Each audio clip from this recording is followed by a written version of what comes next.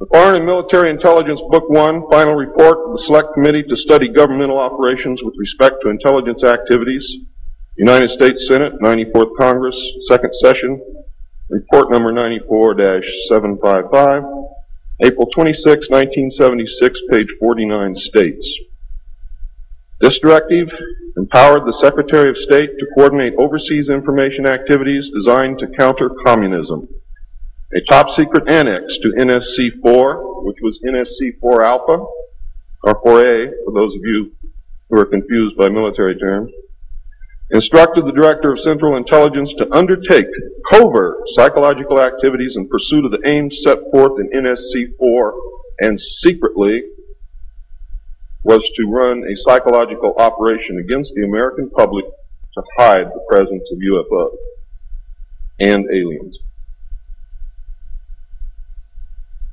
The initial authority given the CIA for covert operations under NSC-4A did not establish formal procedures for either coordinating or approving these operations. How many of you understand what I just said to you?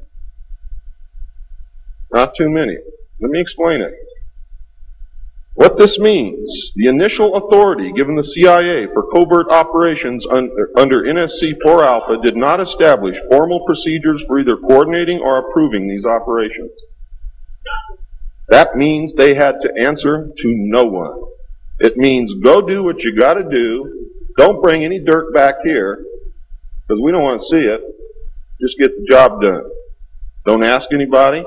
Don't report to anybody. That's exactly what it means. It simply directed the DCI, which is the Director of Central Intelligence, to undertake covert actions and to ensure, through liaison with state and defense, that the resulting operations were consistent with American policy. The only guideline was that it was consistent with American policy. Later, NSC 10-1 and NSC 10-2 were to supersede NSC 4 and NSC 4A, and NSC 10/1 was to establish the Office of Policy Coordination, or the OPC, was chartered to carry out an expanded program of covert activities. It was directly responsible for the alien task projects,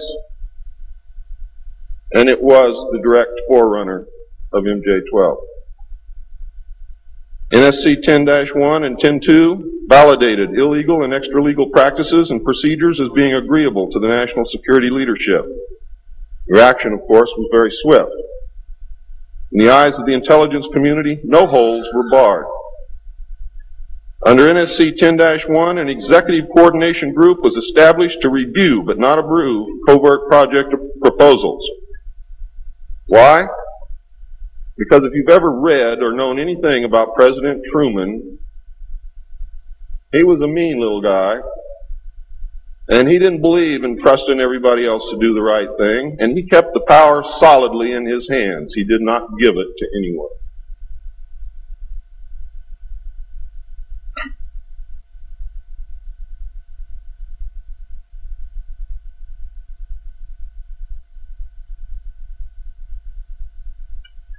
The ECG was secretly tasked to coordinate the alien projects. NSC 10/1 and 2 were interpreted to mean that no one at the top wanted to know about anything until it was over and successful.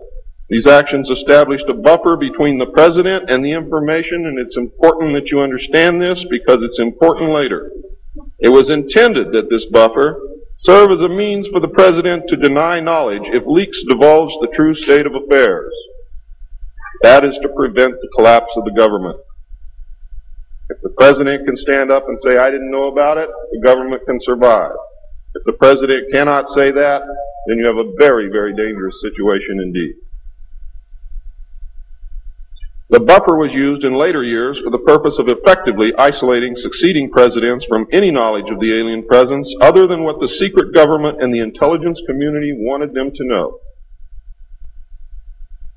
NSC 10-2 established a study panel which met secretly and was made up of the scientific minds of the day and may very well have included some of those names which are on the fraudulent document known as Majestic 12 of the Eisenhower briefing document, which is in reality a contingency plan to lead you right through the Rose Garden.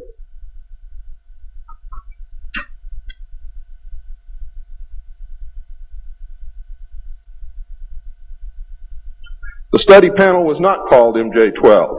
In fact, the study panel was never called MJ-12. Another NSC memo, NSC 10/5, further outlined the duties of the study panel. These NSC memos and secret executive orders set the stage for the creation of MJ-12 only 4 years later. Now it gets nasty. Secretary of Defense James Forrestal began to object to the secrecy. He was a very idealistic and religious man who believed that the public should be told. When he began to talk to leaders of the opposition party and leaders of the Congress about the alien problem, he was asked, which is a polite way of saying you're fired, to resign by Truman. He expressed his fears to many people and rightfully believed that he was being watched and that his life was threatened.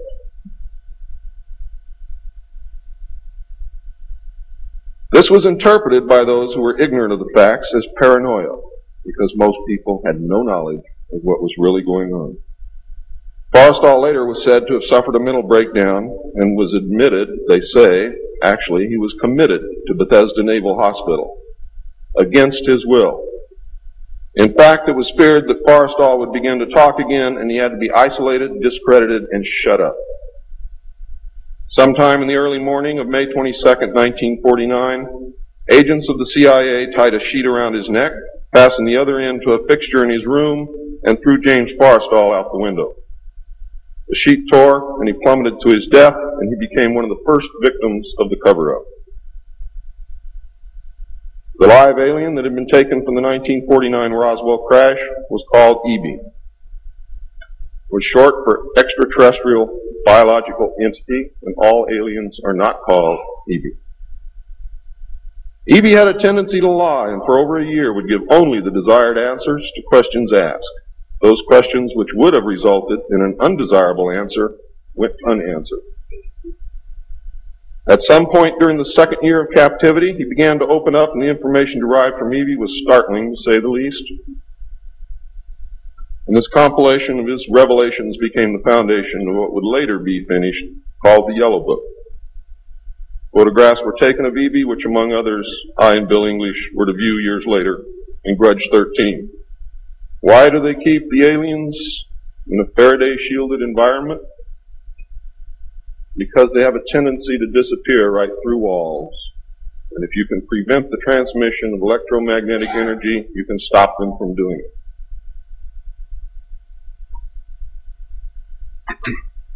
In late 1951, EB became ill. Medical personnel had been unable to determine the cause of EB's illness and had no background from which to draw.